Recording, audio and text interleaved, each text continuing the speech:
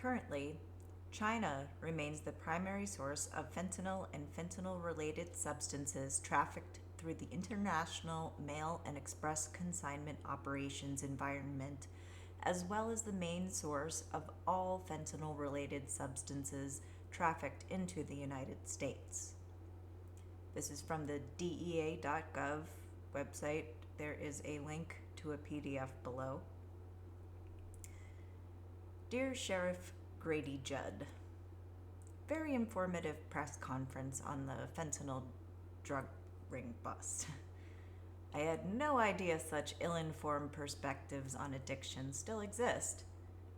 I don't think you were saying things like most fentanyl is coming from the southern border because you think it's true. You were challenging me. I appreciate that. 2 seconds later, I Googled the above DEA statistics, and these facts are stupid easy to check. And they're not helpful. 2 minors were arrested and charged. Why weren't their guardians charged with child abuse? How do they even have a choice in that matter? Have you heard of the serial killer Gary Heidnick? Kidnapped and tortured 4 women in a basement, turned them all against each other to control them, and forced one woman to electrocute another to death. Not with drugs or guns.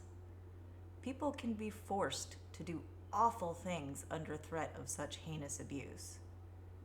Children cannot consent to sexual activity with an adult, but the use and sale of drugs is their fault. Consent makes drugs very different from guns. Victims of mass shootings do not consent. Those children are victims until they turn 18, right? Then they can legally buy a gun. Not a beer, though. How does any of this make sense? When I was in rehab, all the heroin addicts had a soulmate who took care of them when they were sick, meaning acquired drugs and shot them up to avoid withdrawals. Heroin simulates the love drug in your brain chemistry and makes you believe your codependent is the love of your life. I was visited by the ghost of Kurt Cobain recently. I asked him if he had a message for Courtney Love. He said, "Tell her I love her." The song Asking for It by Hole was stuck in my head. Shortly after that, I discovered a version with Kurt singing backup that I had never heard before. The video on YouTube had a slideshow of them together, showing their contentious and heroin-bonded relationship had a lot of love.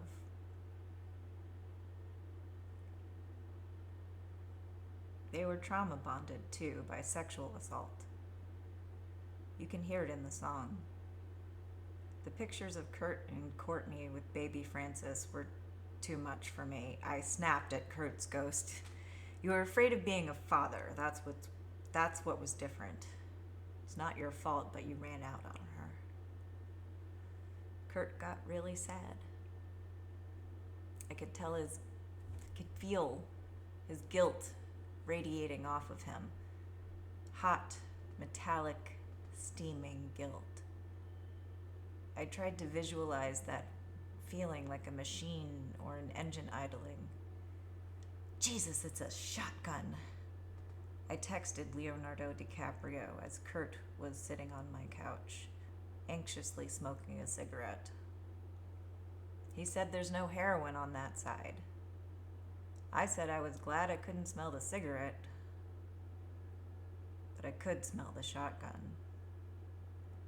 Like feeling the hot metal shavings enter my nose and down my throat and into my lungs, burning permanent psychosomatic scars into the soft, cannabis-saturated tissue.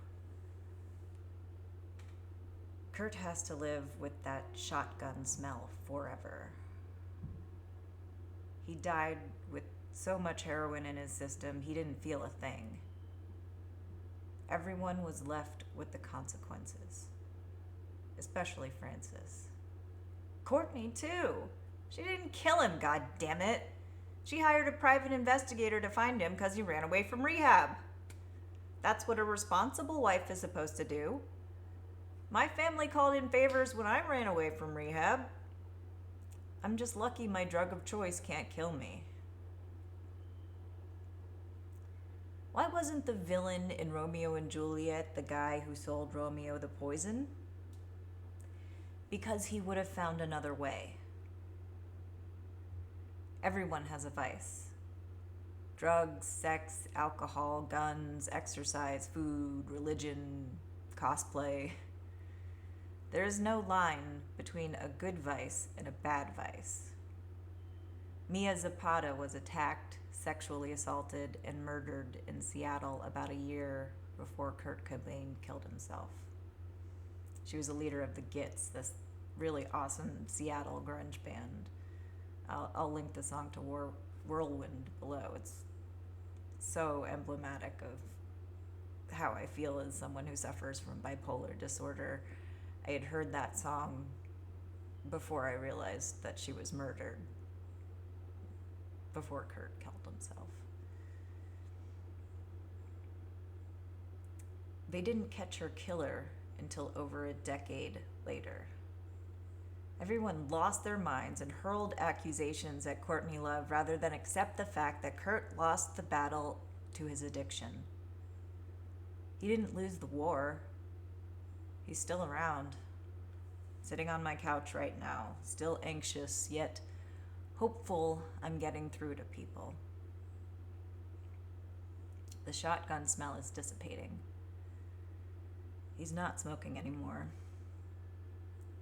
Mia was walking home late at night, inebriated, alone, and wearing headphones.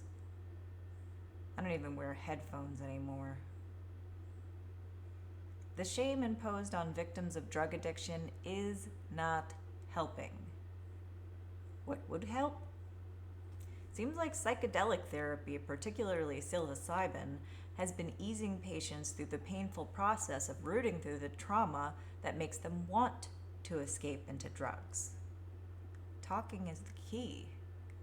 Legalize all drugs today, and it would truly be anarchy in the streets, and not the fun smashing windows at Starbucks kind. The illegality of drugs keeps the victims silent. They don't ask for help because it's not being offered.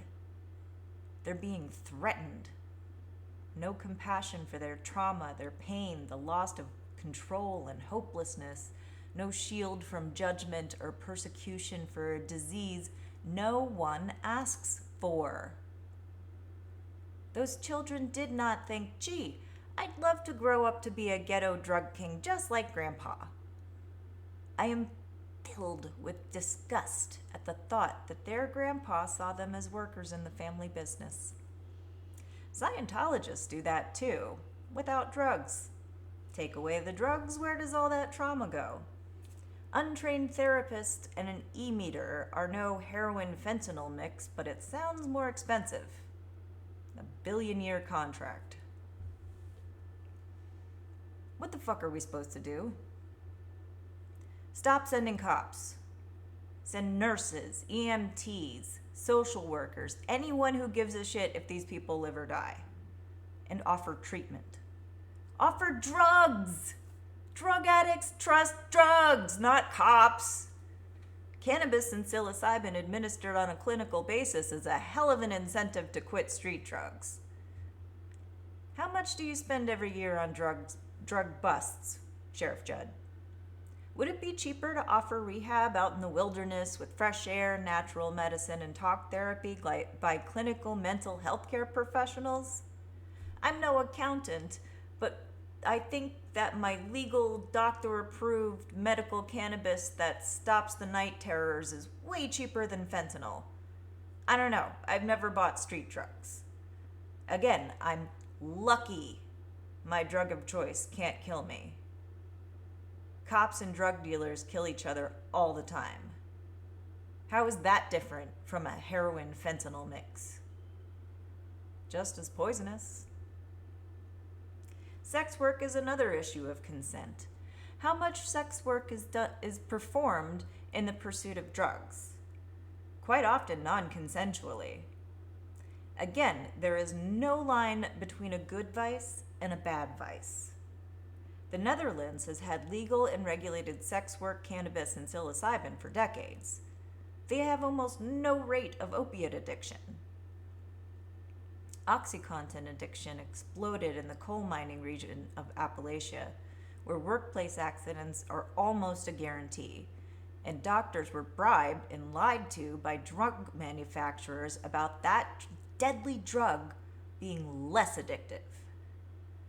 My dad got addicted to prescribed OxyContin and eventually had to switch to methadone and died about a decade later of pancreatic cancer, most likely caused by tobacco. My dad wasn't a coal miner, he was a chemist. Thought he knew better than doctors. You, Sheriff Grady Judd, are you a doctor?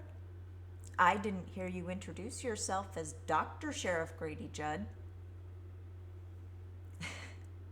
If you were, you may realize that cops and drug dealers don't mix.